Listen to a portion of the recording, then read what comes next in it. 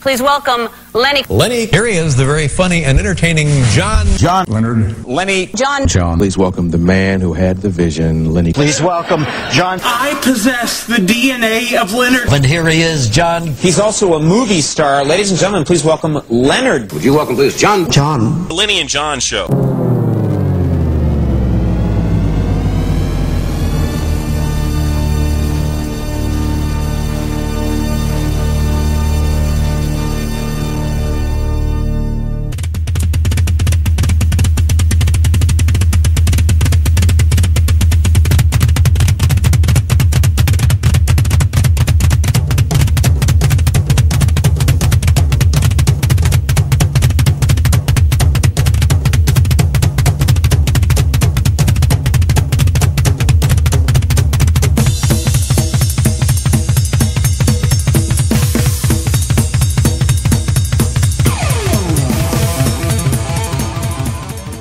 Welcome back, Lenny. It's the Lenny and John Show live on another glorious Father's Day. Hey, Rubber Duck, this is Pigpen. You got your ears on? I just rolled up in my Yugo. This is a convoy. Convoy. Yeah. No, I was looking at the 10 worst cars ever. Oh, Yugo, I think today. it's number one. Yugo was a Pinto. My family was proud owner of 2 of the top 10. How was Pinto? You know, what, just because it blew up? Was that the... Yeah, it says the most fuel that it says the gas, you know, in the gas-saving 70s, most fuel it ever used was when they got rear-ended. I do remember, actually, when the Yugo came out, and I read the review in Consumer Reports, and it actually frequently stalled after when they tried to start it, and I mean, this was a brand-new car, and it wouldn't start and stay running. So. You know, the odd thing is I remember, so we, somehow it was kind of belonged to my sister, but I'm not sure how or what. Because my sister is the hypochondriac nurse. Oh, right? That's convenient.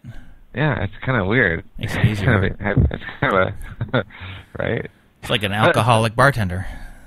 Yeah, exactly. Well, almost even worse, right? a paranoid spy or something, you know. But anyway, so I distinctly remember many times getting in the car and my mom praying that the car would start. I mean, literally. Oh, yeah.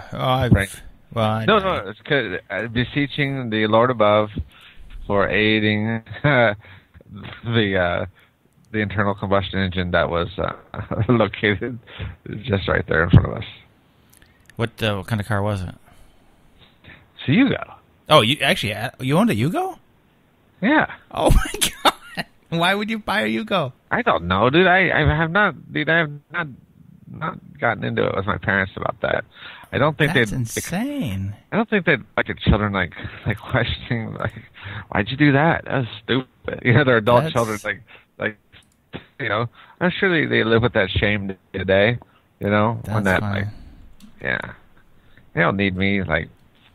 You know, hey, stupid, what you do that for? I wonder if there's actually any Yugos still in existence. In Serbia, yeah. Actually, funny thing is, so I saw that today, so I did a little Google research. Yeah, Google image search. And you did an image search. So image search. Map search. Map search. And I saw the we had the off-white sort of manila envelope color, and awesome. and better be careful somebody doesn't put a stamp on it and mail you. I saw a joke. I saw a joke. I said, why do you guys have rear window defrosters? To keep your hands warm while you're pushing it. So anyway, it led me to clicking on the Wikipedia site, and apparently there's still plenty. They actually didn't actually stop. They actually didn't stop production until like around 2002. Really? Wow. Yeah. Oh, you can see it all the time in downtown Serbia. Well, that place was all blown to hell. So maybe. Man, I think there were. It's funny because there were years that that was actually a good quality car, and then years that it was just like garbage. So. Wow, I'd never heard of it being a quality car. the homeless would not even stay in there. You know which car was this is a little trivia, automotive trivia. Which car, longest car in production? That'd be the Volkswagen. Beetle, that's right, yeah. A lot of people thought that went away, but it didn't. It was in Mexico. They were making it, yeah. In South America, Mexico, they were making it, yeah. Yeah, I mean, I remember going to Mexico in while I was in the Navy, early, I guess, yeah, it was the early 90s when I was in Mexico. And, you'd see, like, brand new ones. And it's like, is this right? It seems strange that they would get rid of it in the U.S., as many like Volkswagen enthusiasts as there were. Aficionados, yeah. It seems like that'd be. And now they brought it back, but they brought it back as a new thing. Yeah. Do the ones in Mexico look like the old style, or do they look like the new ones? Well, back then it was still the old style. That's what I mean. Do you think the South American ones are still the old style, or do you think it's the new style? Oh, you know what? I can't say that I've seen any of the new style down in South America. Yeah, but I did see they're pitching the concept for the new minibus. Oh, really? Yeah. It's kind of it's weird looking. It doesn't look like the minibus. You could kind of see the minibus DNA in it, kind of thing. Yeah. But flowers stuck to it, and see, the problem is now the hippies are for the most part gone, and married and have jobs and whatnot now, and they're using not gonna, iPads. Yeah, they have iPads. They're not going to buy a minibus. Oh, they may as a I don't know, nostalgia kind of thing. Nostalgia a lot of kind people, of thing, yeah. A lot of people bought those Beetles. Yeah, the new one, but it's almost. I mean, it's still called the Beetle, and it looks a little bit like it, but it's not really like the old Beetle. I mean, it's not. Is it rear engine? I don't think it's rear engine, is it? Oh, I don't know. Is it? I don't think it is, and I don't think it has that little. Remember that little seat in the far back? It wasn't a seat. It was like a. I don't know. Behind the back seat, there was like this little cubby, where if you were small, you could sit back there. It was just like a box. In the Beetle? In the Beetle, yeah. I thought that's where you stored your weed. Well, your hallucinogens. Hallucinogens. No, you put that up in the front where the engine wasn't. Oh. Oh yeah. We never owned a Volkswagen. Oh, I know people that did and that rode in it, and it was interesting because it sounded unlike any other car. Oh yeah. The engine noise was almost like a toy. Oh yeah, it was kind of a strange noise. But now my first car was the wonderful 1978 Chevy Chevette. Oh, in lemon yellow. A Vet. I had a Vet. 78 Vet. It was awesome. No, it was awful. The turn signal was broken, so I had to stick this like poker thing in there to flip the turn signal when I wanted to turn. It's not fun. And then my brakes went out, and I had to use the parking brake to stop at points. That's probably not the best thing to do when you're. No, it wasn't. But your last resort is the emergency brake. Yeah. Then I had an accident in it, not because of the brakes or anything, but I guess because there's nobody driving it. I was asleep, but. What? Excuse me? I was a little bit sleepy. Well, I woke up on You went on cruise control? Yeah. There's no cruise control. I remember I was listening. It was like 8 o'clock in the morning. I'd driven all night. I was driving from West Virginia to Massachusetts, and I'd driven all night. And I kind of stopped. I got tired, and I kind of stopped and slept a little bit, but I didn't really sleep, and just kind of stayed in the car. And obviously, it wasn't enough. So I'm driving, listening to talk radio, and I was in Connecticut. I think Waterbury, Connecticut. 8 AM talk radio. AM. I was on. I think I was listening to WBZ. WBZ. And 50,000 watt Blue Torch. Yeah. Next thing I know, I'm just kind of sitting there, and I'm hearing I'm kind of startled by the thump, thump, thump, and you know those reflector poles that they have on the side of the highway. It's like a pole that sticks up and it's got a little reflector circle on it.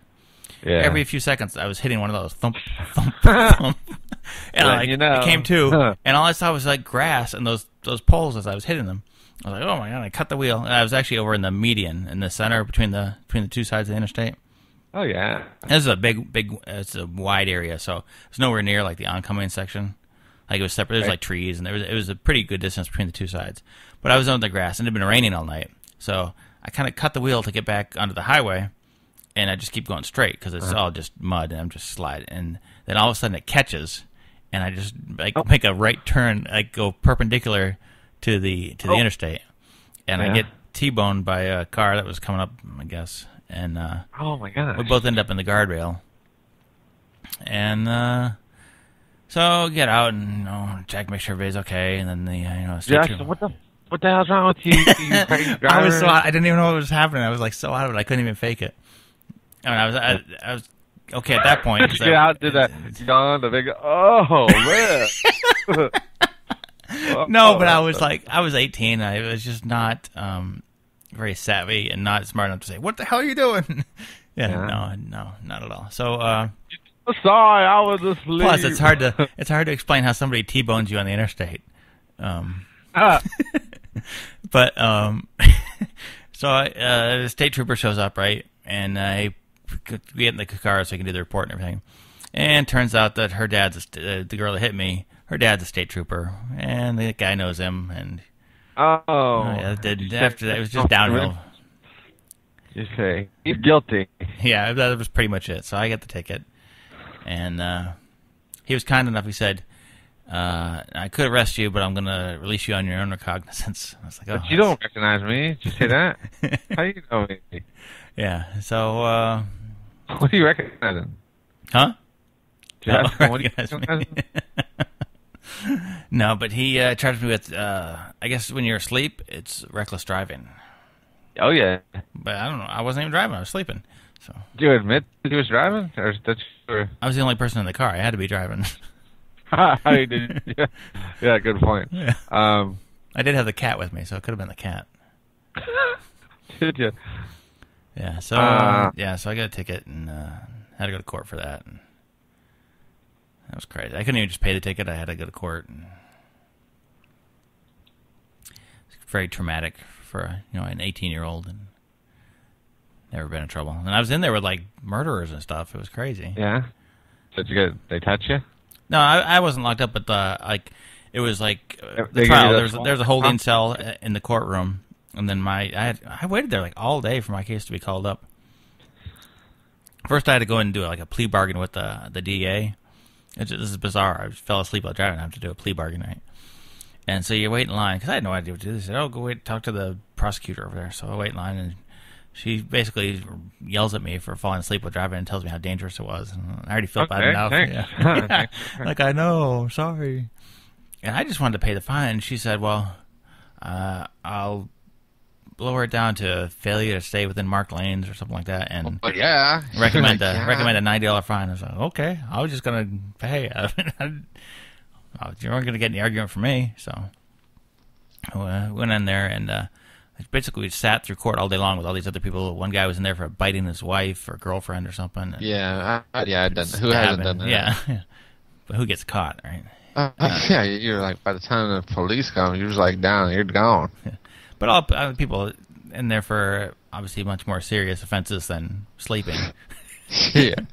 So finally my case gets called and I go up there and the prosecutor reads off all the stuff. She says, the state recommends a $90 fine plus court costs. And the judge says, "Do you have anything to say for yourself?" And I just lowered my head. And I said, "Just no." Kind of pathetic looking. You fake like. No. Well, there was a guy before me. I can't remember if he was the guy that bit his girlfriend or he did something else, but the judge basically let him off. Yeah. And he kind of. You're like, dude, that dude bit somebody. Well, I don't remember if it was him, but he laughed as he walked away. Smiled, and the judge says, "Just a minute, come back here." And he put him in jail. He said, obviously you're not taking me seriously, and he sentenced him to like 30 days in jail or something like that, and took him away.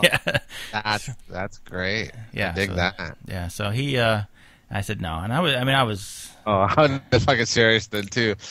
I wasn't going to be unserious. I mean, I was just. I got I was accused of the crime of public urination. Mm-hmm.